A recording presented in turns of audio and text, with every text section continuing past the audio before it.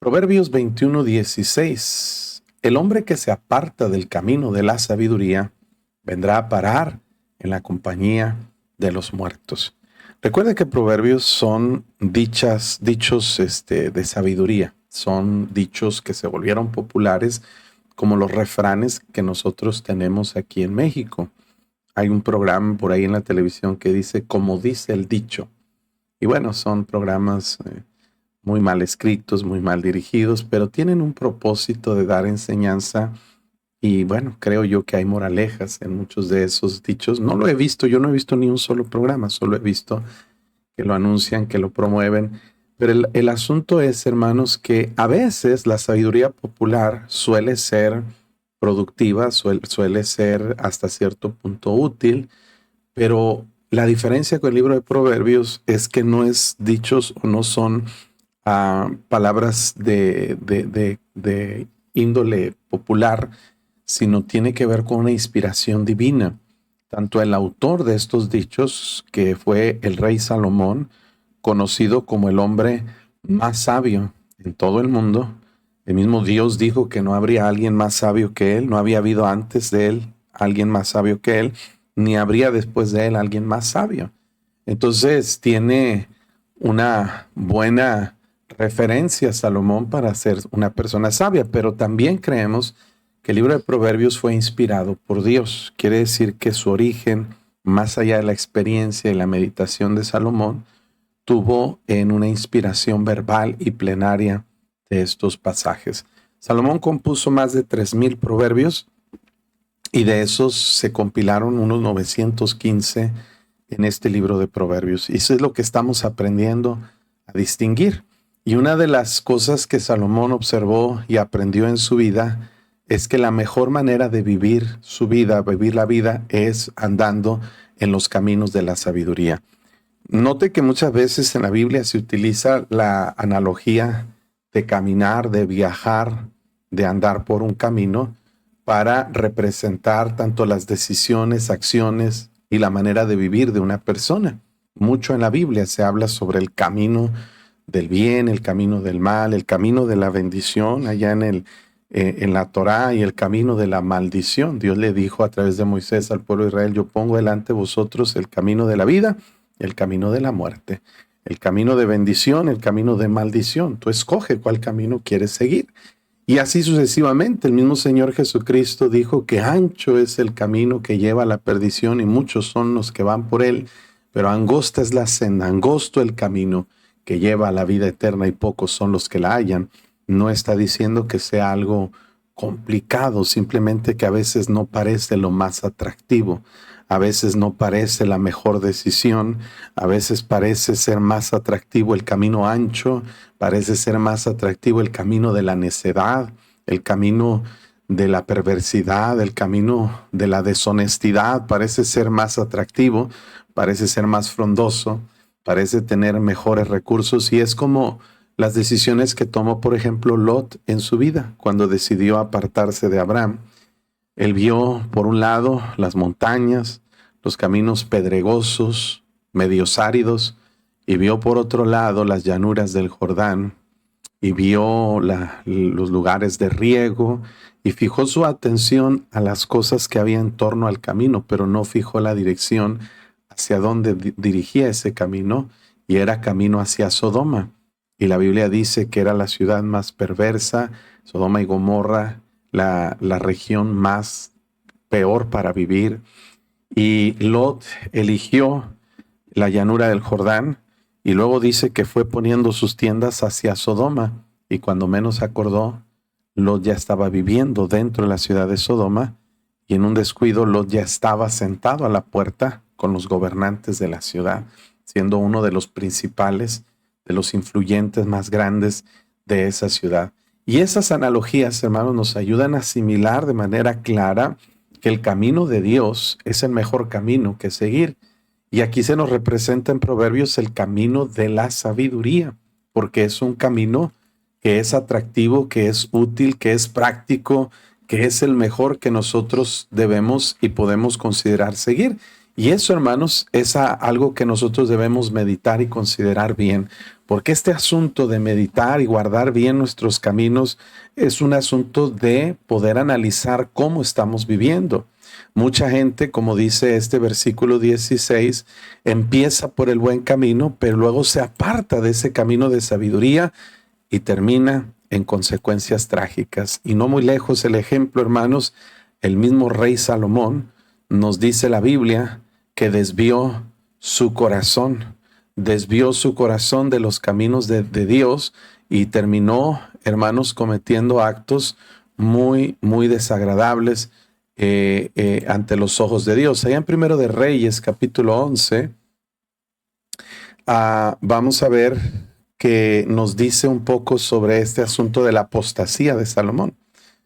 Pero el rey Salomón amó, además de la hija de Faraón, a muchas mujeres extranjeras, a las de Moab, de Amón, de Edom, Sidón, Eteas, gentes de las cuales Jehová había dicho a los hijos de Israel: no os llegaréis a ellas, ni ellas se llegarán a vosotros, porque ciertamente harán inclinar vuestros corazones tras sus dioses. A estos pues se juntó Salomón con amor, y tuvo 700 mujeres reinas y 300 concubinas, y sus mujeres, mire qué dice, desviaron su corazón. Cuando Salomón era ya viejo, sus mujeres inclinaron su corazón tras dioses ajenos, y su corazón no era perfecto para con Jehová, su Dios, como el corazón de su padre David. Porque Salomón siguió a Astoret, diosa de los sidonios, a Milcom, ídolo abominable de los amonitas. Hizo Salomón lo malo ante los ojos de Jehová, y no siguió cumplidamente a Jehová como David su padre.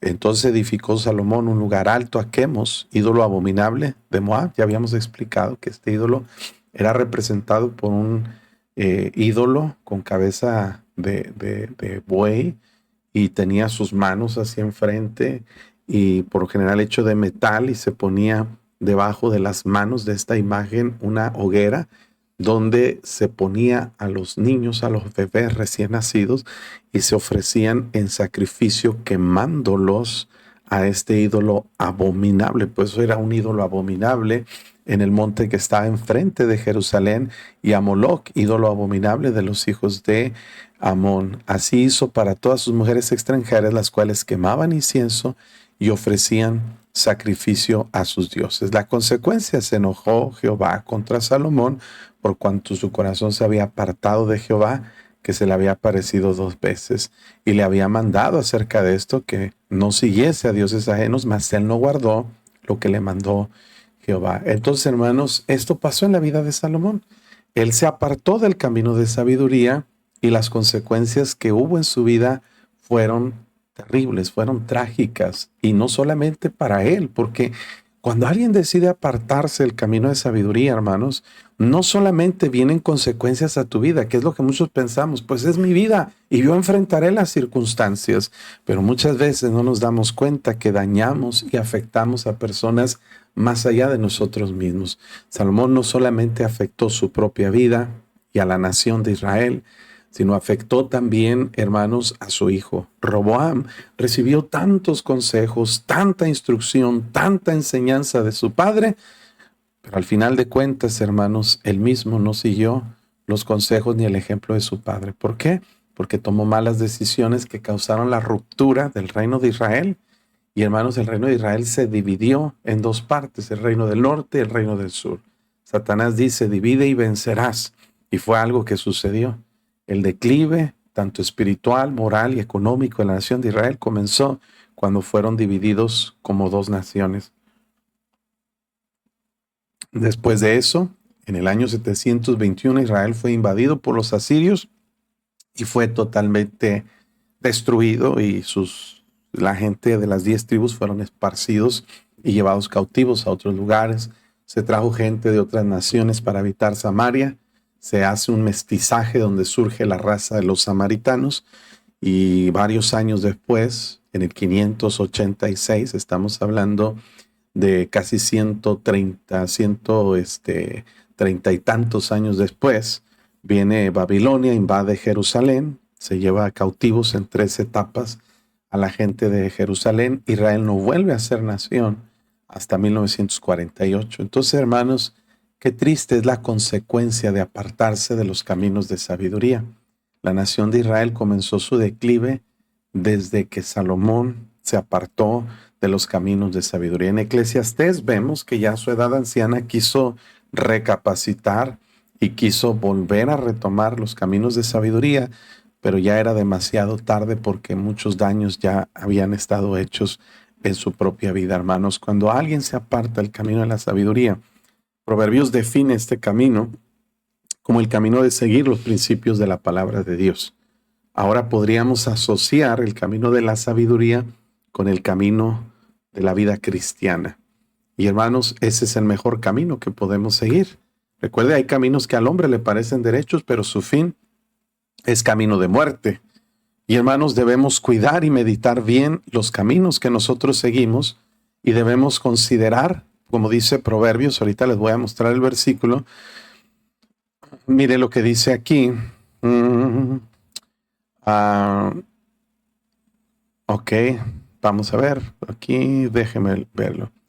¿Dónde está? Ahorita lo voy a encontrar. Es que la palabra que estoy buscando es la palabra senda. Esa es la palabra. Dice, Proverbios 4:26. Examina la senda de tus pies y todos tus caminos sean rectos. No te desvíes a derecha ni izquierda. Aparta tu pie del mal. Cada cristiano debe considerar bien el camino que va a seguir. Mira, tú debes primero definir hacia dónde vas. ¿Cuál es el rumbo de tu vida? ¿Cuál es el camino que debes elegir? Porque también Dios hace esta invitación. Mire, en Isaías, hermanos. Déjenme encontrar aquí.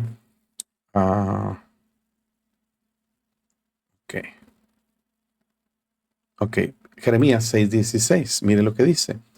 Así dijo Jehová, paraos en los caminos. Primero es detente, haz un alto en tu vida. Hey, stop. Y luego, mira. Fíjense, en segundo lugar, mirad. Primero hay que hacer un alto, a ver, ¿qué está pasando? ¿Hacia dónde voy? ¿Qué estoy haciendo con mi vida? Y luego lo segundo es mirad, observar. Lo siguiente es observar hacia dónde estoy yendo con mi vida y cuál es el destino de ese camino. Y si es un destino que me lleva hacia la muerte, que me lleva a la tristeza, a la soledad y me lleva lejos de Dios, no es el mejor camino para seguir. El siguiente paso, número 3, es preguntar por las sendas antiguas. Quiere decir, debo pedir consejo y buscar opiniones y buscar sabiduría. ¿A quién le pregunto? Pues pregúntale a Dios. Es el mejor guía. Sí, hermanos, tenemos que entender esto. Esta semana mi esposa y yo fuimos a la ciudad de Nueva York y bueno, pasamos un buen tiempo. Después de un servicio nos dimos una escapada y nos fuimos a la ciudad, Manhattan, allá al área de Nueva York, donde está el Times Square, donde está todo eso. Nos aventuramos. El pastor dijo, mire, les voy a dar instrucciones cómo irse. Agarramos el metro, nos subimos, nos fuimos, nos bajamos donde nos dijeron y andábamos muy contentos, muy felices. Pero ya a las 11:30 de la noche queríamos regresar y no sabíamos cómo, ¿verdad? Y usted sabe, le pone al Google Maps, pero falla mucho la señal y otras cosas. Y bueno, circunstancias, la pila muy baja. Le preguntamos a alguien, hey, ¿cómo podemos regresar? Vamos para Brooklyn, vamos para aquella área. Y nos dieron indicaciones, ¿verdad? Pero la persona que nos dio indicaciones, hermanos, ¿qué cree? Con maldad, nos la dio equivocadas. Yo pienso que sabía y nos quiso hacer perdernos. Nos dio información falsa y agarramos un metro que no era y nos alejamos y nos fuimos lejos. Nos perdimos hasta que encontramos a alguien que nos dio instrucciones buenas. Nos dijo, no, van en sentido contrario, tienen que bajarse y agarrar aquel metro, cambiar de dirección, ir hacia el otro extremo y ese camino y esa estación les va a llevar hasta donde ustedes van. Tenemos que preguntar cuál es el buen camino. Y lo siguiente lugar, hermano, una vez que nos detenemos, que miramos, que preguntamos, que indagamos cuál es el buen camino, lo siguiente y más lógico es andar por él. Imagínense que preguntamos, ¿para dónde está Brooklyn? Nos dicen para allá y nosotros vamos para allá y seguimos en el mismo camino. Es lo que hace mucha gente.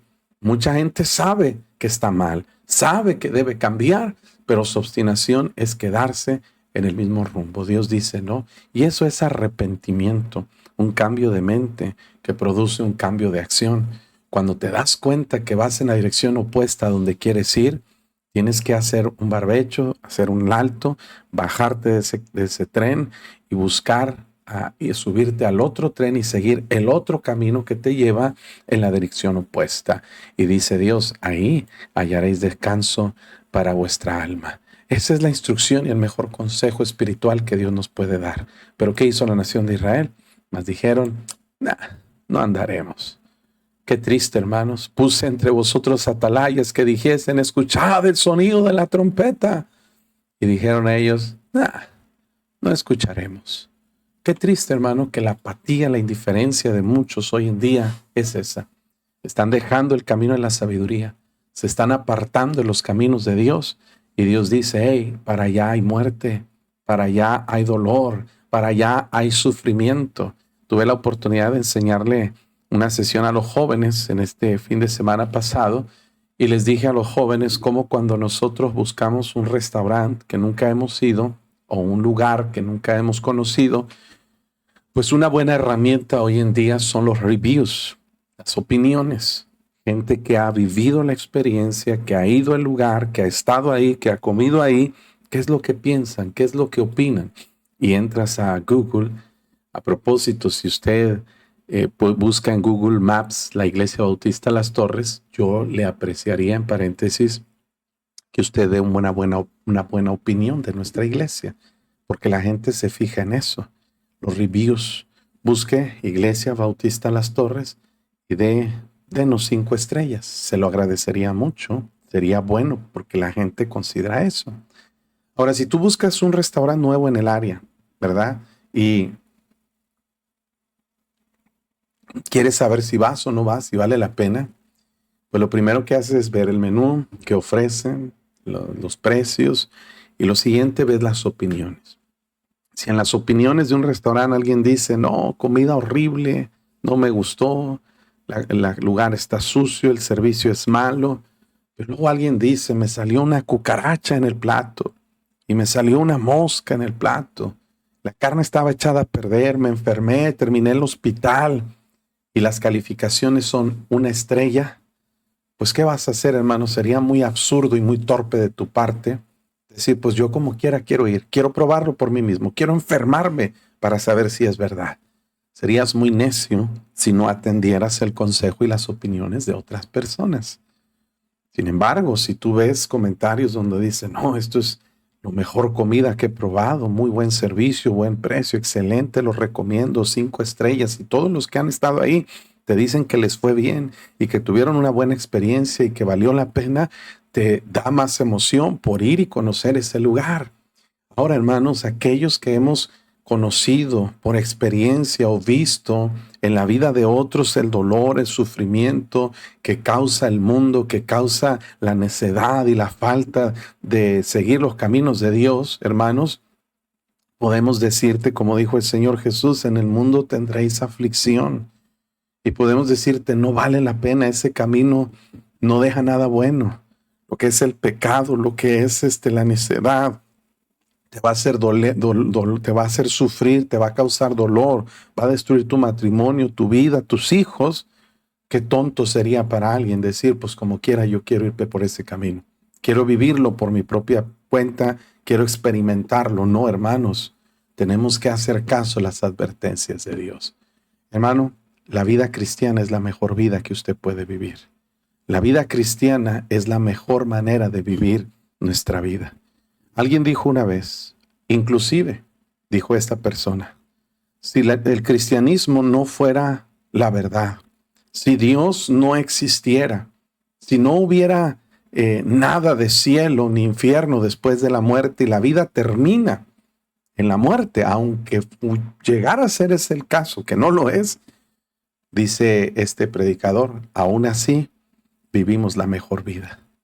Porque, hermanos, vivimos sin alcohol, vivimos sin drogas, vivimos sin dolor, sin sufrimiento. Qué buena fue nuestra vida, aunque terminara con la muerte. Pero gracias a Dios, que Él nos guía más allá de la muerte. La sabiduría, el camino de Dios es el mejor camino que podemos seguir. El camino de Dios es la mejor decisión que hemos tomado. Así es de que, hermanos, yo quiero animarles en esta mañana que ustedes nunca se aparten del camino de la sabiduría. Nunca dejen las cosas de Dios. Sí, yo sé, hermanos, que a veces sufrimos decepciones y dolores y sufrimientos. Y a veces nos cuestionamos si debemos seguir en este camino. Gente ha venido y me ha dicho, pastor, es que no sé si vamos a seguir viniendo a la iglesia. ¿Qué? ¿No sabes? Pues, ¿qué te ha hecho Dios?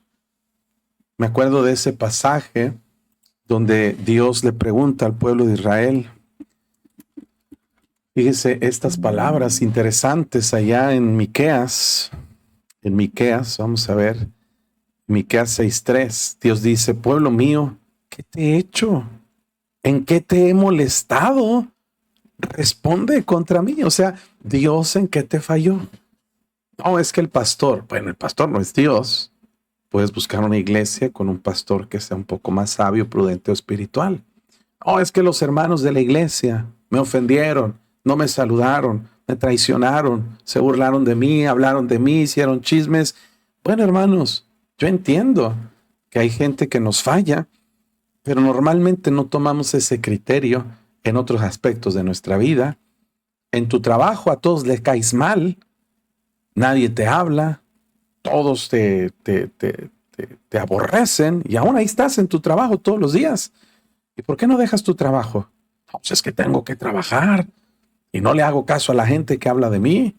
¿Sí?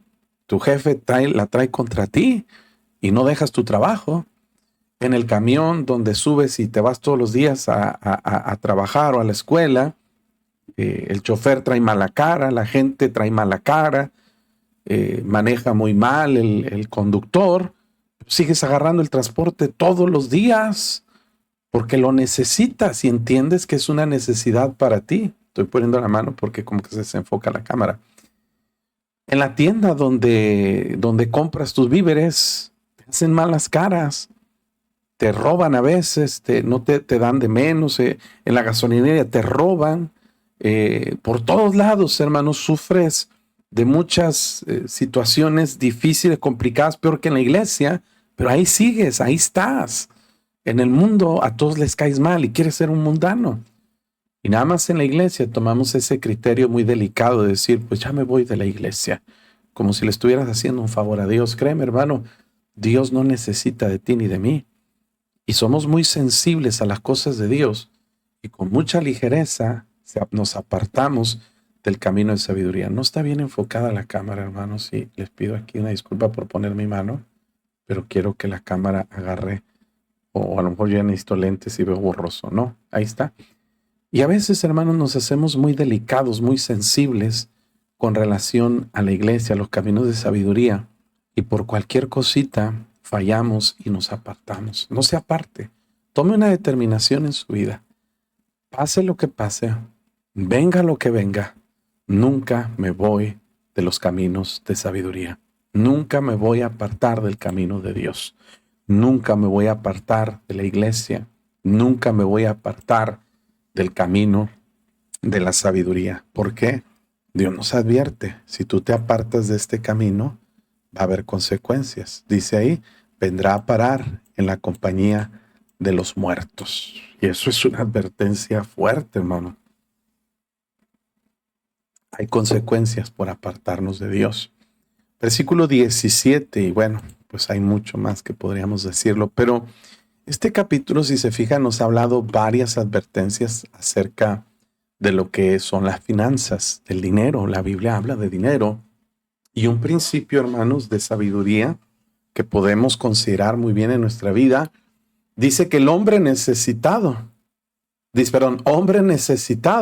será el que ama el deleite y el que ama el vino y los ungüentos no se enriquecerá. Fíjese, hermanos, es un principio de sabiduría, un principio de finanzas.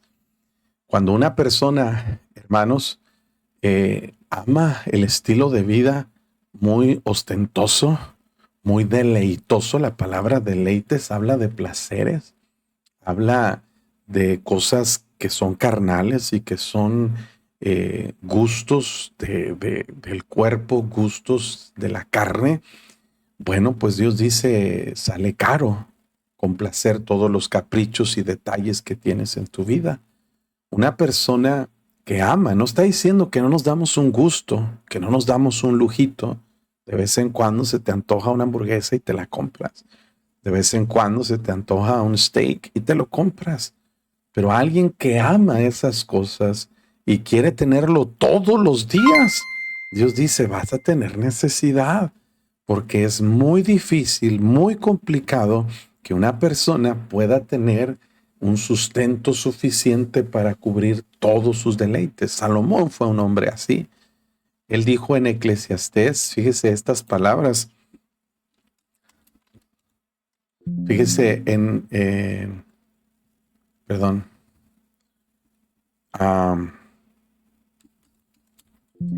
en Eclesiastés, estoy buscando, no está aquí.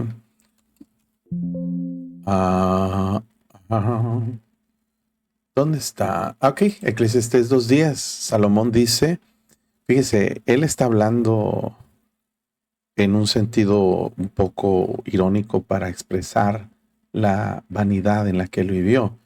Dije yo en mi corazón, ven ahora, te probaré con alegría y gozarás de bienes. Pero dice versículo 1, esto también era vanidad, estaba vacío. A la risa dije, enloqueces. Al placer, ¿de qué sirve esto? Propuse en mi corazón agasajar mi carne con vino, que anduviese mi corazón en sabiduría, con retención de la necedad, hasta ver cuál fuese el bien de los hijos de los hombres, en el cual se ocupan debajo de los cielos todos los días de su vida. Engrandecí mis obras, edifiqué para mí casas, planté para mí viñas, me hice huertos, jardines, planté en ellos árboles de todo fruto. Me hice estanques de aguas para regar de ellos los bosques donde crecían los árboles.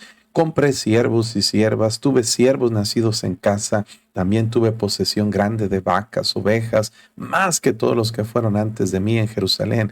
Me amontoné también plata y oro, tesoros preciados de reyes, provincias. Me hice de cantores, cantoras, deleites de los hijos de los hombres y toda clase de instrumentos de música. Y fui engrandecido y aumentado más que todos los que fueron antes de mí en Jerusalén.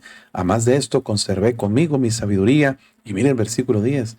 No negué a mis ojos ninguna cosa que desearan, ni aparté mi corazón de placer alguno, porque mi corazón gozó de todo mi trabajo, y esta fue mi parte de toda mi faena. Miré yo luego todas las obras que habían hecho mis manos, el trabajo que tomé para hacerlas, y aquí todo era vanidad y aflicción de espíritu, y sin provecho debajo del sol.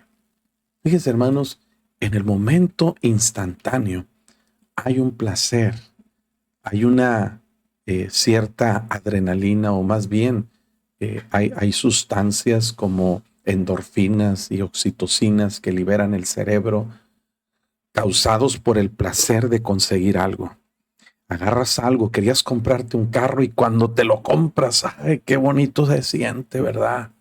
¿Por qué? Porque hay un deleite en cumplir una meta, en lograr un objetivo, en comprarte ese celular que querías, esperando el iPhone 16. Y cuando al fin lo puedes comprar y lo tienes en tu mano, dices, wow, ya lo tengo.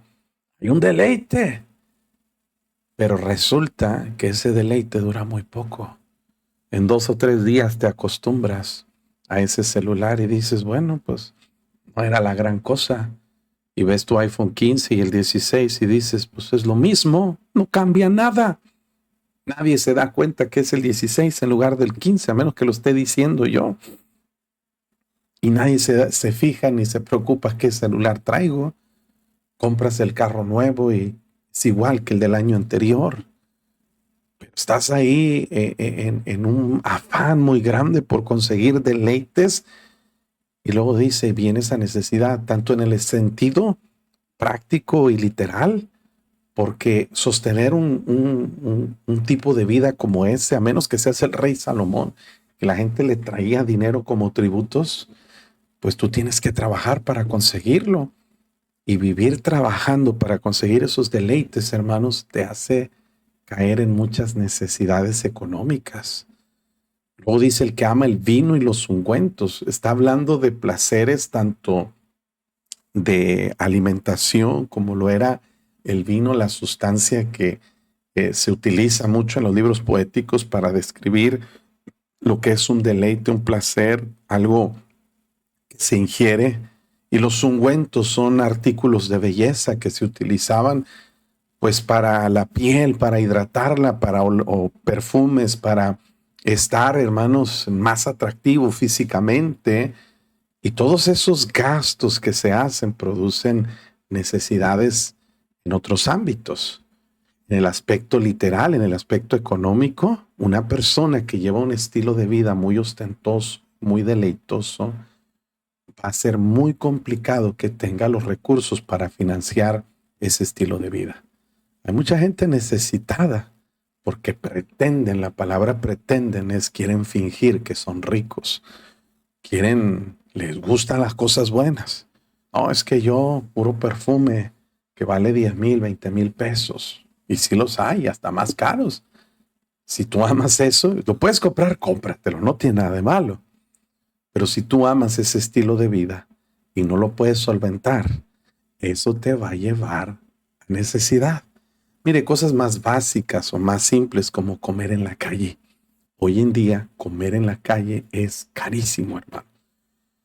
No hay una persona que trabaje en cualquier empleo que pueda sustentar el poder comer en la calle todos los días para él y su familia. A lo mejor para una persona sí, pero para toda la familia es bien complicado.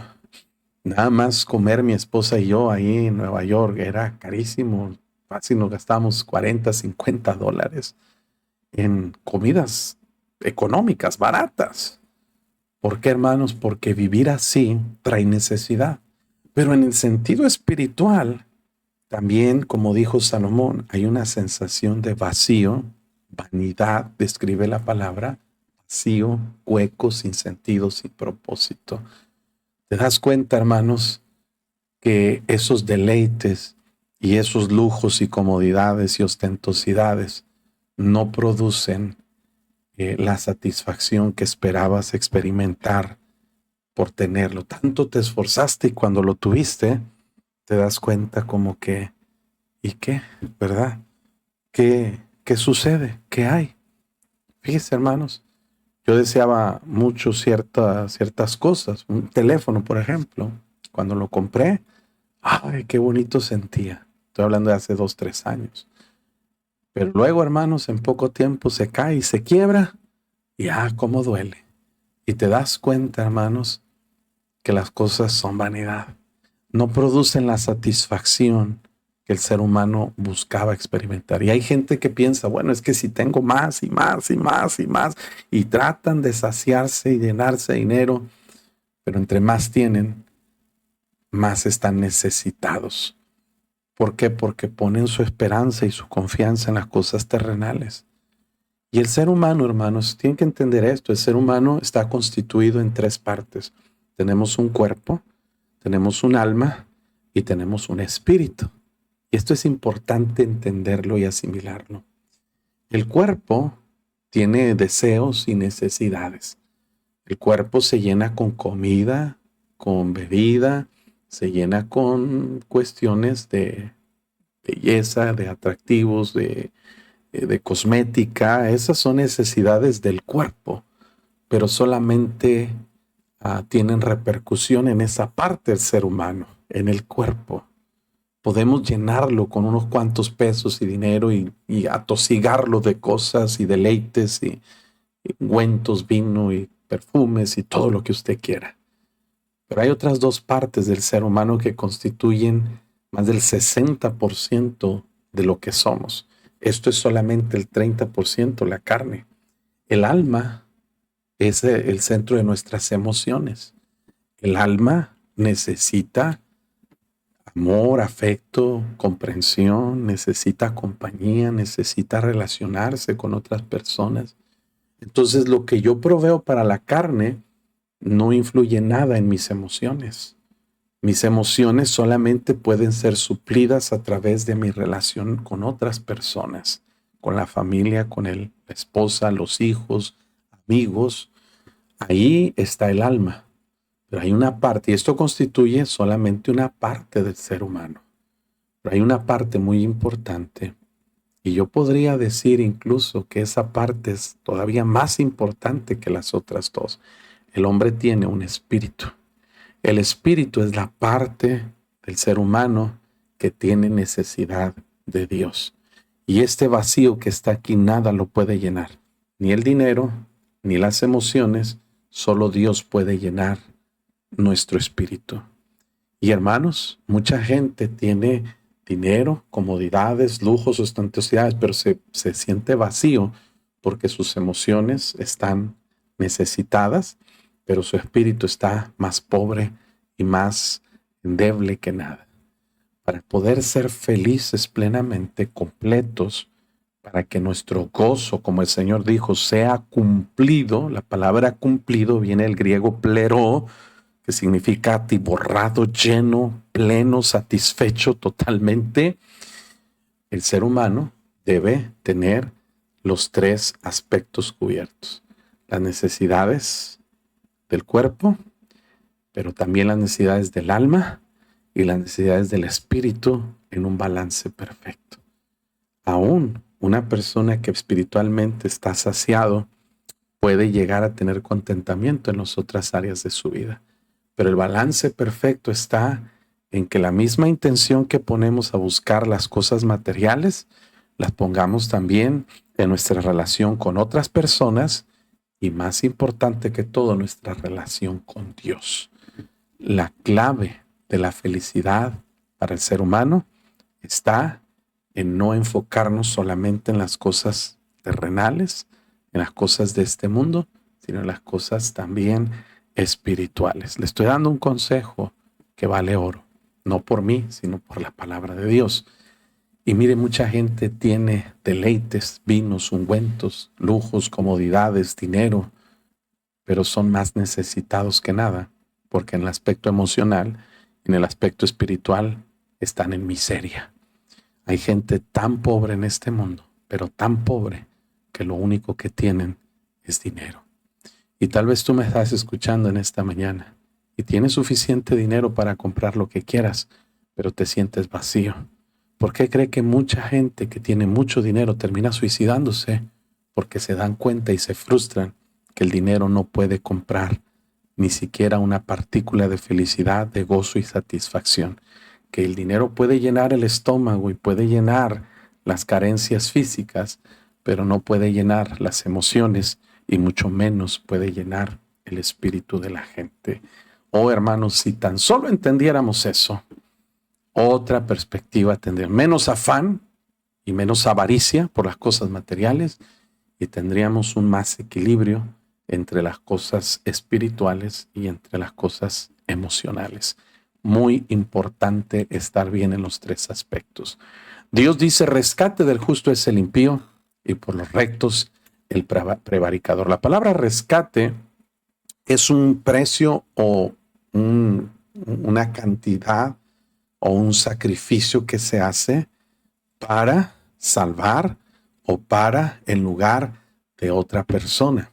En los tiempos bíblicos, la palabra rescate implicaba, hermanos, cuando alguien estaba preso, estaba más bien hecho como siervo por causa de una deuda o por causa de alguna situación, ¿verdad? Particularmente deudas. Alguien tenía el derecho, si alguien me debía, yo podía tener el derecho de tomarlo como mi esclavo. Y esa persona estaba obligada a servirme hasta pagar su deuda.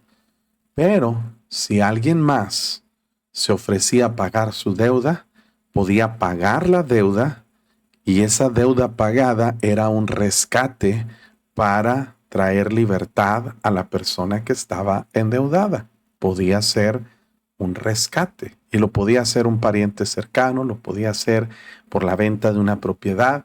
Hoy en día usamos esa palabra, o se usa esa palabra cuando hay, por ejemplo, un secuestro, ¿verdad? Un secuestro de una persona, lo guardan, le privan de su libertad y piden a cambio un rescate, una cantidad de dinero. Eso es un crimen horrible, terrible. ¿Y qué sucede? La cantidad de dinero que se paga para rescatar a esa persona termina siendo hasta cierto punto como a segundo término, como diciendo, para mí es más importante la vida de esta persona que esta cantidad de dinero que aunque es fuerte, que aunque es importante, no es tan importante. O sea, podemos prescindir de ello, podemos sacrificar ese dinero con tal de salvar la vida de esta persona.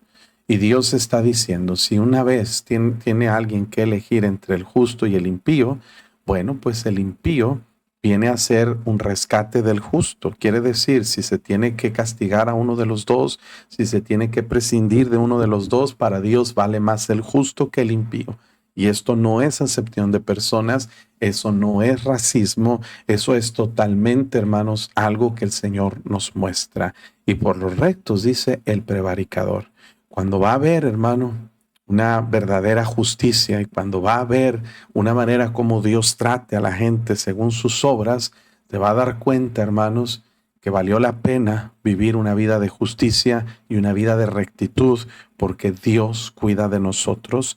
Y si en algún momento se tiene que castigar, se castigará al impío y al prevaricador.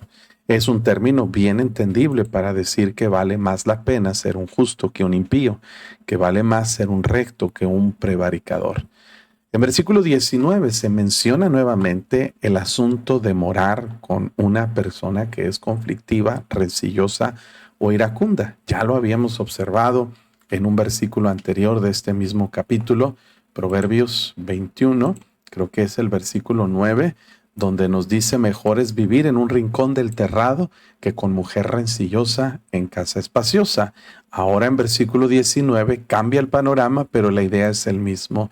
Es mejor morar en tierra desierta, allá donde no hay agua, donde el calor es infernal. Pero es preferible estar en situaciones incómodas, áridas, secas, apartados de todo, que estar con una mujer rencillosa e iracunda. Y aplica lo mismo, hermanos, también para un varón. Hermano, recuerde que el ambiente en nuestra casa es lo más importante que debemos cuidar. Porque, hermanos, la casa, el hogar cristiano debe ser como un pedacito del cielo en la tierra. Debe ser un lugar de refugio, un lugar donde todos queramos estar, un lugar lleno de recuerdos gratos y placenteros del tiempo en armonía que había como familia en el hogar. Pero no debe ser el hogar, hermano, un lugar de infierno donde todos están peleando, donde todos están discutiendo, donde nadie quiere estar. Los hijos se quieren ir a las casas de los amigos porque prefieren evitar estar en casa, prefieren andar en la calle con pandillas, con esto, con lo otro. El esposo quiere andar trabajando y trabajando y trabajando y le duele el estómago nomás de pensar regresar a la casa. La mujer está sola en casa, ahí frustrada, estresada con los quehaceres y mire, se ve la hora en que va a llegar el esposo y no quiere que llegue la hora porque no quiere ver al esposo ni en pintura. Qué triste vivir en un hogar así, hermanos. Pero todo ello se fomenta por causa de nuestra actitud que tenemos en el hogar. Dios está diciendo, hermanos, que depende de nosotros el ambiente que hay en nuestro hogar. Una persona que es rencillosa, iracunda, que está peleando y reclamando siempre, va a provocar un ambiente terrible en el hogar. Y es algo, hermanos, que debemos tener mucho, mucho cuidado. Bueno, mucho se habla de esto en la Biblia. Varias veces, hermanos, se advierte sobre este peligro. Mire, por ejemplo, al menos 4 veces. Mire, Proverbios 25, 24. Mejor es estar en un rincón del terrado que con mujer rencillosa en casa espaciosa. Proverbios 27, 15. Gotera continua en tiempo de lluvia y la mujer rencillosa son semejantes. Fíjese, hermanos. Miren lo que dice aquí en Proverbios. Bueno, ya lo leímos aquí, Proverbios 21, 29. Ok, déjeme ver si encuentro el otro pasaje. Muy bien. Pues la Biblia nos enseña, hermanos, que es algo que debemos evitar. Carácter, temperamento, rencillas, conflictos en el hogar, siempre va a haber. Pero, hermanos, una persona rencillosa, una persona iracunda, es alguien que está promoviendo constantemente los conflictos. Ya vimos diferentes razones por las cuales vienen los conflictos. Hablamos de la falta de sabiduría, necedad, de perversidad, hablamos de falta de control del temperamento y otros aspectos que conducen a las rencillas y a los conflictos. Santiago dice, ¿dónde vienen los pleitos y las guerras dice, ¿no son de vuestras pasiones las cuales combaten en vuestros cuerpos? Y es algo que tiene que ver con nuestra carnalidad. Entonces ya habíamos hablado sobre esto. Vamos al versículo 20. Tesoro precioso y aceite hay en la casa del sabio, mas el hombre insensato todo lo disipa. Note, hermanos, que en este versículo se usa el paralelismo antitético y menciona aquí la distinción entre un sabio y un insensato con relación al manejo de los recursos. Recuerden, hermanos, que dice la Biblia, en el barbecho de los pobres hay mucho pan, mas se pierde por falta de juicio. Entonces, la casa del sabio es una persona que ha aprendido cómo usar los recursos, cómo cuidar de los bienes que Dios le provee. Y, hermanos, es una persona que tiene una buena organización, una buena planeación de sus gastos y se asegura que en su casa haya suficiente para cubrir las necesidades. Tesoro precioso y aceite habla de que está lo necesario y aún tiene ahí suficiente para algún imprevisto, y aún el aceite habla de deleites, de lujos, de cosas que se podía dar gusto. Y mire, hay unas buenas finanzas en la casa del sabio. ¿Por qué? Porque ha aprendido a poner a Dios en primer lugar, ha aprendido a ser una persona trabajadora y esforzada, ha sido un buen administrador que tiene un buen registro de sus ingresos y sus gastos. Y, hermano, es una persona sensata que pide consejo y toma decisiones adecuadas en cuestión de sus finanzas. Es una persona que busca diligencia y busca siempre, hermanos, la prosperidad de parte de Dios. Y mire, la bendición de Jehová enriquece y no añade tristezas con ella. Pero el hombre insensato, mire, todo lo disipa. Y este asunto de disipar, hermanos, es un peligro muy grande. Recuerde que vimos en un versículo anterior que en Proverbios 18:9 dice, también el que es negligente en su trabajo es hermano del hombre disipador. ¿Qué quiere decir ahí? Que casi es el mismo resultado, el flojo, el perezoso que no quiere trabajar, que aquel que se esfuerza, trabaja, pero lo que gana lo disipa, lo malgasta, lo esparce sin sabiduría.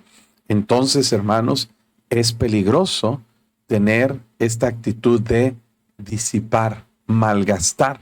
Esta palabra implica, hermanos, una falta de administración y una manera equivocada de guardar o de tener control sobre los bienes materiales. Mire, todo lo disipa. Vamos a ver esta palabra en el idioma original, la palabra pala. Dice llevarse, específicamente tragando, destruir, abismar, arrancar, arruinar, destruir, devorar, encubrir, perder, ruina, tragar. Es como algo que se pierde sin sentido y sin propósito. Miren, mucha gente, hermanos, malgasta su dinero. Gastan en cosas innecesarias, gastan en cosas, hermanos, que no necesitan, que no están urgentemente en la lista de prioridades, y eso hace que el dinero se pierda y por lo tanto no se puede utilizar en las cosas que son importantes o que son necesarias. Entonces, ¿usted va a ser sabio o insensato en proporción a la manera como usted administra sus recursos? Usted puede ser una persona que sabe mucha Biblia, puede ser una persona que tiene mucho conocimiento doctrinal, pero si usted no tiene lo necesario en casa porque usted no es un buen administrador, usted está en pecado. Parece que dice la Biblia que el que no provee para los suyos y mayormente para los de su casa ha negado la fe y es peor que un incrédulo. Para Dios es un asunto serio. Alguien que no quiere trabajar es pecado, la pereza es pecado, pero igualmente es pecado que trabajemos y no sepamos administrar nuestros recursos. Hermano, por eso les animo y les invito a tener un presupuesto financiero, tener una buena organización. Es muy fácil hacerlo. Lo único que tiene que hacer es agarrar una hoja y en una lista poner todos sus gastos que usted hace sin hacer cambios primero. Primero se hace un análisis, cómo está gastando el dinero. Cuando usted recibe su sueldo o junta todos sus ingresos, en el periodo de una semana, yo recomendaría al menos 2 semanas, escribir y a lo mejor puede hacerlo todo un mes para incluir también los recibos, los servicios, todo. Usted debe escribir todo lo que gasta, cada peso, cada centavo, a dónde está yendo. Y luego que tiene la lista completa de todos sus gastos, usted puede identificar en qué está gastando y puede categorizarlos en alimentación, en servicios, en renta, en transportación, en aseguranzas, en salud, en todos los rubros que un presupuesto debe contener. Una vez que tiene todo eso bien definido, usted puede saber en qué está gastando su dinero. Usted puede decir, ok, el 30% de mis ingresos se va en comida o el 40%, entonces, ¿cómo puedo eficientar el consumo, el gasto en alimentación? Entonces ya empezamos a tomar consejos y medidas para reducir gastos. Si yo como en la calle todos los días y compro comida en la calle, para empezar no es sano, no es productivo y es muy costoso. Entonces, si yo compro, por ejemplo, lo que voy a hacer de comer cada día, en lugar de comprar cada día en la tienda, trato de comprar con planeación de acuerdo a un menú y puedo gastar menos dinero en insumos para comprar y para hacer los alimentos y puedo ahorrarme un 10-20% y eso se va a ir, hermano, a superávit, a un excedente de mis ingresos que se está sobrando, que se está salvando para acumular un tesoro precioso y poder conseguir cosas como aceite o como estamos hablando de cosas pues aún de lujos y comodidades que podemos darnos. No es malo que se compre un celular nuevo, no es malo que se compre un carro. Yo pienso que es más sabio comprarlo usado, seminuevo que nuevo, pero si usted quiere comprarlo y puede comprarlo nuevo, cómpreselo. El asunto es que seamos buenos administradores y sabios para utilizar nuestros recursos. Y hay cristianos que pueden tener la sabiduría de decir, bueno, liberé de mis gastos con un presupuesto $20-30 por semana. Eso lo puedo invertir en la obra misionera y Dios me va a dar más a mí para poder yo disfrutar con mi familia. Pero no es el propósito principal. Dice la Biblia, buscad primeramente el reino de Dios, su justicia, y todas estas cosas serán añadidas. El problema no está, hermanos, en cuánto ganamos. El problema está en cuánto gastamos, cómo gastamos lo que ganamos. Porque en el barbecho de los pobres hay mucho pan, mas se pierde por falta de juicio. Hay un principio en Eclesiastés que dice que aumentan los bienes y aumentan quien los consume. Tú dices, si yo ganara $1,000 más a la semana o $100 más a la semana, yo completaría. Y cuando los recibes te das cuenta que sigues sin completar. ¿Por qué? Porque no eres sabio para administrar tus gastos y por lo tanto estás disipando como una persona insensata. Disipar quiere decir que desaparece, que se consume sin saber hacia dónde se fue. Simplemente desapareció. Y es algo, hermanos, que no se aprovechó correctamente. Y mucha insensatez hay en el manejo de nuestros recursos. Pregunta, ¿cuánto recibiste dinero la semana pasada? Segunda, ¿en qué gastaste ese dinero? Si no tienes un desglose completo de tus gastos, estás disipando. Te vas a dar cuenta que mucho dinero se está yendo en gastos hormiga, en gastos, hermano, innecesarios que podrías evitar. Alguien que pasa todos los días al Starbucks a comprarse su café, en Estados Unidos $5 el más barato. En México cuesta el café del día 57 pesos, el 20 café del día. Y todos los días te compras tu café. Hermano, pues dices que no es mucho, es un café, 57 pesos. Pero si multiplicas 57 pesos, hermanos, por 7 días de la semana, te da 400 pesos a la semana. Y si lo multiplicas 57 por 30, en el mes te estás gastando 1,710 pesos en café. 1,700, así $100 de café 1,710. Un salario promedio en México es de 10,000 pesos mensuales. Casi el 20% de tu ingreso se te va en un café diario. Ahora, ¿cómo podría ser sabio para ahorrarme ese dinero y no privarme de mi café? Te compras una cafetera de $10 en Walmart y una bolsa de café hasta que sea de Starbucks. Una bolsa de café te puede durar un mes, te vale 200 pesos el kilo de café. Ya, hasta hay mejores que Starbucks. Con 200 pesos te compras un kilo de café, 200 pesos, hermano, y la cafetera, suponiendo que ya tengas la inversión, te ahorras 1,500 pesos al mes y tienes tu café diario. Pero ¿qué sucede? El insensato todo lo disipa. No, es que no quiero batallar. Bueno, pues ahí estás batallando. Pero cositas como esa pueden ayudarnos a mejorar nuestras finanzas y poder tener 1,500 pesos libres al mes. Mira, se pueden utilizar muy apropiadamente en otras cosas que realmente son necesarias. Pero un hombre insensato todo lo disipa. Ahora, una persona sabia no es que sea coda, es que es inteligente. Busca cómo hacer las cosas. Cuando salimos de viaje, hermanos, lo que nos gusta desayunar, por ejemplo, en Estados Unidos es McDonald's. ¿Por qué? Porque es lo más barato. Ahora, en un desayuno nos podemos gastar entre 4 personas fácil $30 a $35. Pero yo tengo la aplicación de McDonald's, acumulo puntos. Y todos los días hay cupones que puedes decir. Por ejemplo, muchas veces sucede, compras una orden de hotcakes y te dan la segunda gratis. Compras un sándwich y te dan otro gratis. La bebida del café a $1.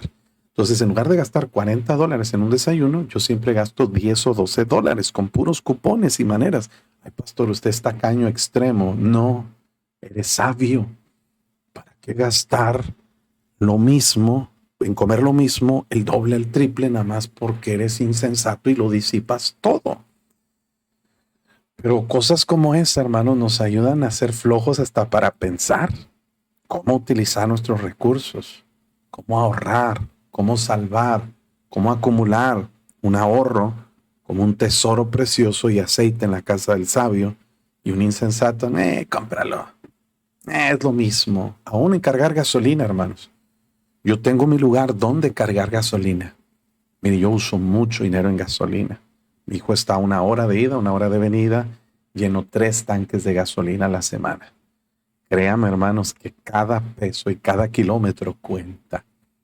Yo tengo el lugar donde sé que surten bien la cantidad de gasolina, el mejor precio. Si me ahorro cada que cargo y lleno el tanque, me ahorro 20, 30, 40 pesos. Eso va al tesoro precioso por una persona que es sabia. Y lo puedes dar a misiones. Y lo puedes dar a la obra de Dios.